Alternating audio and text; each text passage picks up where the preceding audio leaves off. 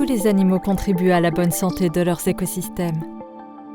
Toutefois, certains d'entre eux sont particulièrement importants. Ce sont les espèces clés de voûte. Par exemple, les chauves-souris.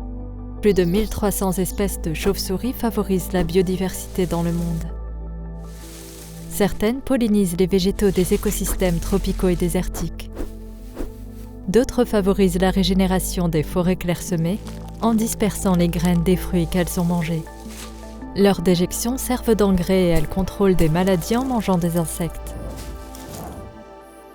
Sans elles, ces autres espèces animales et leur écosystème pourraient s'effondrer. Les écosystèmes peuvent résister au changement, mais le maintien d'un bon équilibre relève d'un processus délicat. Le plus gros obstacle à cet équilibre, les activités humaines.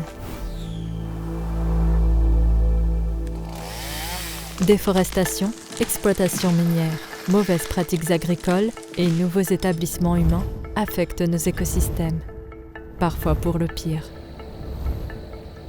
Les chauves-souris et d'autres animaux sauvages sont chassés de leurs habitats ou perturbés par les humains. Cela peut causer la diffusion de maladies, de nouvelles épidémies ou même des pandémies.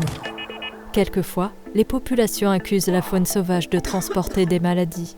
En colère, elles éradiquent ces espèces de l'écosystème afin de prévenir de futurs foyers avec des conséquences inattendues. Par ricochet, éliminer une espèce peut également nuire aux autres animaux, à l'environnement ou même aux humains. Que peut-on faire ? S'efforcer de respecter les milieux naturels et la faune sauvage.